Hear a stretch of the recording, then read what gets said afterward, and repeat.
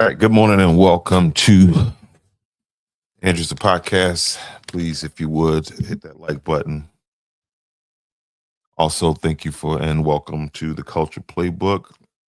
If you are new over here, hit that subscribe button, hit that notification bell. You know the routine. Also, if you're checking in over Facebook, first of all, I want to thank my subscribers. And if you would like to become a subscriber, it's 99 cents a month. And we welcome you because the support is definitely needed. All right, this morning we are going to talk about something that has been on my mind for a while, especially with this war going on between us.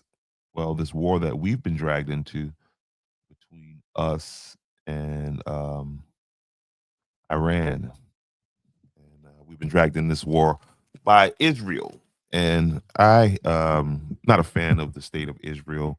I am not in no means accusing all Jewish people of what I'm about to talk about now, but I'm talking about this homicidal, dictatorial um, group of thugs that occupy the Israeli government right now, and anybody that's in support of it, you you fall into this category right here. So, what we're going to talk about today is the fact that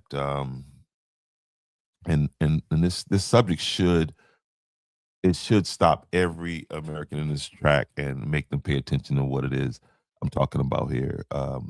Recently, the Israel's parliament just passed a law pushing the death penalty for Palestinians convicted of certain terrorism charges, and the execution method being discussed is hanging.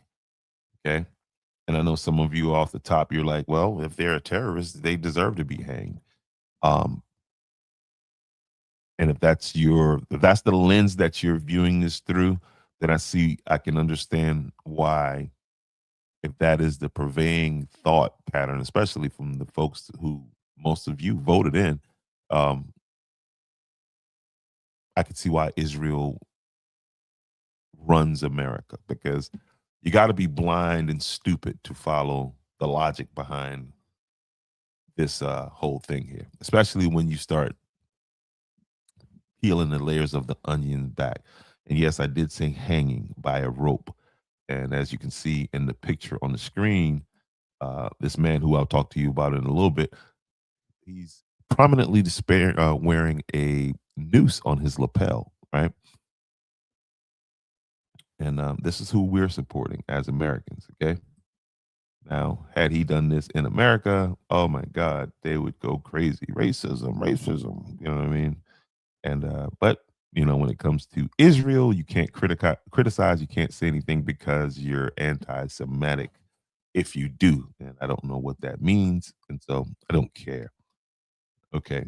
And again, this law, while it was being debated um in the Israeli parliament, some politicians didn't just support the law.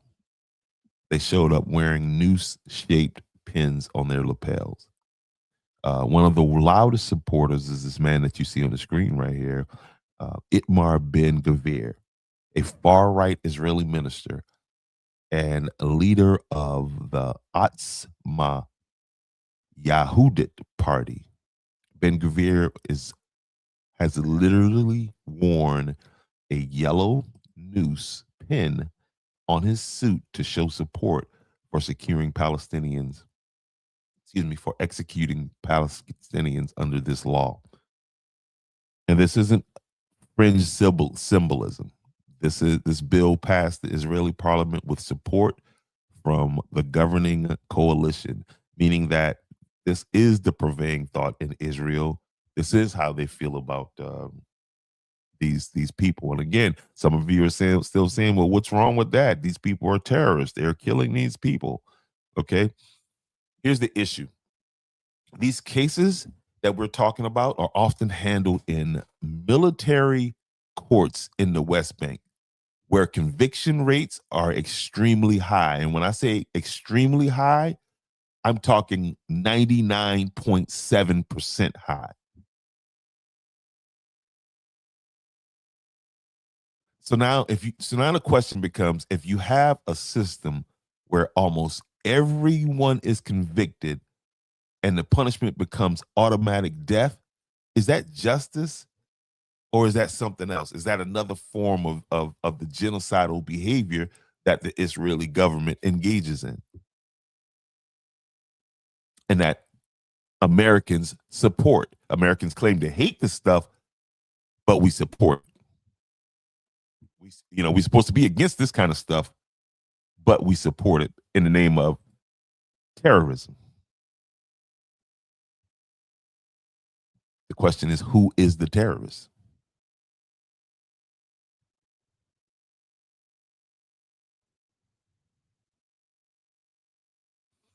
And here's the part that most Americans don't know, right?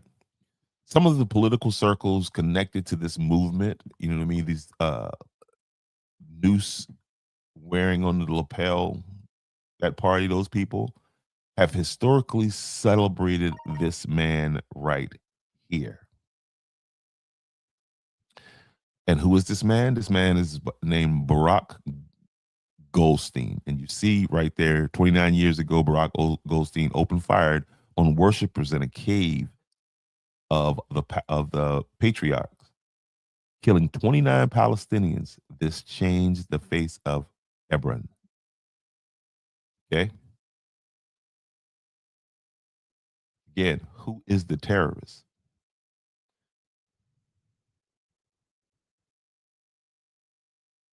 Goldstein was a Jewish extremist who killed 29 Palestinian worships at a mosque in Hebron in 1994. His grave became a pilgrimage site for extremists for years.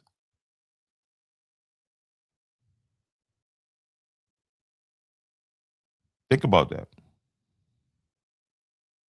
And then think about the word peace. And then think about whether or not there's any chance, any.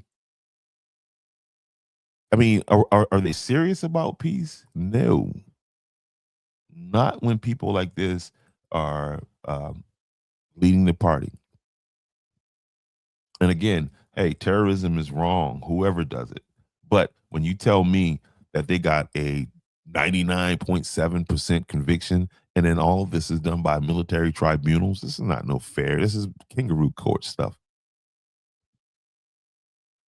And the only criteria for ending up on this is that this person uh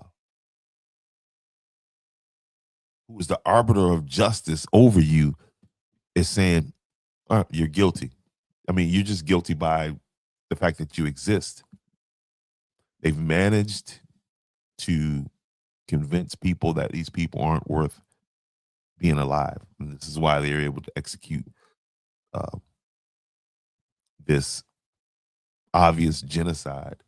And we're so compromised as Americans, the American government, all we can do is sit by and watch.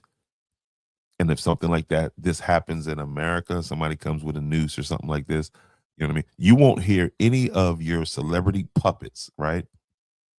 Who most of are being funded by some Israeli at some point. You won't hear none of them talk about this. Okay? Because this man is a Jew. Now, had that be a white man in America, it'd be over for him. He definitely wouldn't be in the government no more. But this is what we support. This is where we are in this whole thing right now. So now we have politicians wearing nooses to parliament in Israel, who's supposed to be our greatest ally, right?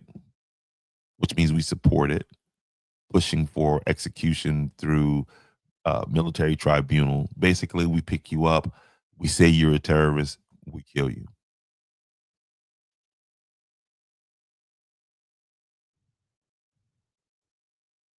Um, and I guess at this point, the question has to be for the Americans. You know, it's a simple question that you got to ask yourself: if any other country on earth did this, would Washington be silent? And I think we all know the answer to that. At this point, I don't think Washington has a choice. I think our politicians are so corrupt that the only way they let you in is if they get some dirt on you. And so apparently they got dirt on all our politicians because none of them will speak out against this. None of them. So we know who run America.